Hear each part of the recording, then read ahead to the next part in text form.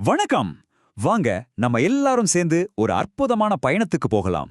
இமயமலையோட மடியில கதைகளும் இயற்கையும் ஒன்னோட ஒன்னு கலந்திருக்கிற ஒரு இடத்துக்கு நான் உங்களை கூட்டிட்டு போறேன்.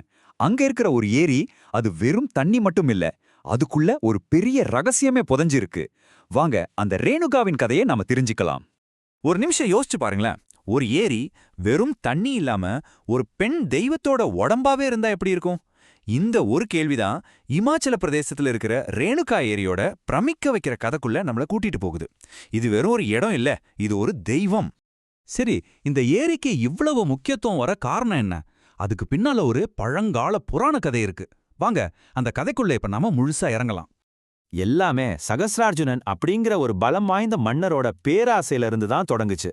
அவனோட தீய எண்ணம் ஒரு தெய்வீக குடும்பத்தோட நிம்மதியை கெடுத்து ஒரு பெரிய மோதலுக்கு வழிவகுத்துடுச்சு. அந்த மன்னனோட தாக்குதல்கள்ல இருந்து தன்னோட மானத்தையும் மரியாதையும் காப்பாத்திக்க வேண்டிய ஒரு இக்கட்டான சூழ்நிலைக்கு ரேணுகாதேவி தள்ளப்பட்டாங்க.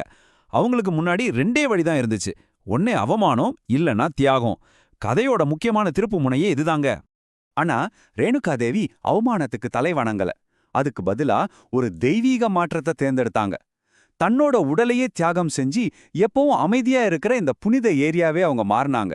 அது அவங்க செஞ்ச தியாகத்தோட உச்சம், ஒரு புது தெய்வீகத்தோட தொடக்கம். உள்ளூர் மக்கள் இன்னைக்கும் இதைத்தான் சொல்றாங்க, இந்த ஏரி வேற, தெய்வம் வேற இல்ல, ரெண்டுமே ஒண்ணுதான் அப்படின்னு. இந்த நம்பிக்கை தான் அந்த ஏரிய வெறும் தண்ணியா பார்க்காம ஒரு உயிருள்ள தெய்வமா வழிபட வைக்குது. சரி, அந்த புராண கதை ஒரு பக்கம் இருக்கட்டும். இப்போ அந்த ஏரிக்கரையில அந்த தேவிக்காக கட்டின நிஜமான ஒரு நினைவு சின்னம் இருக்கு. அத பத்தி நம்ம இப்போ பார்க்கலாம் வாங்க. இப்ப நாம பார்க்கற இந்த அழகான கோயில் கிபி 1814ல கட்டப்பட்டது.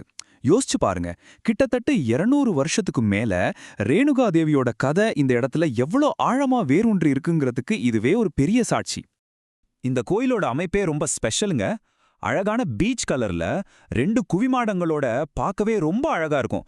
உள்ள போனீங்கன்னா ஸ்ரீ ரேணுகா தேவிக்கு முக்கிய சன்னதியும் பக்கத்திலே அவங்களோட மகன் பரசுராமருக்கும் ஒரு சன்னதியும் இருக்கு.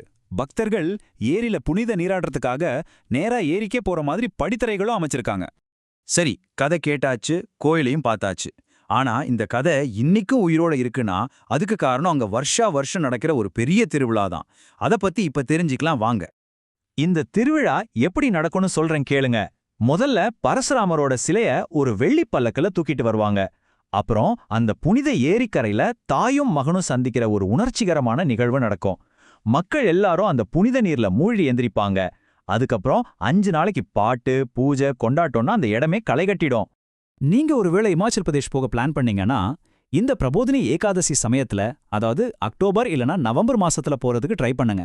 அப்போதான் அந்த இடத்தோட உண்மையான ஆன்மீக அனுபவத்தை நீங்க முழுசா உணர முடியும்.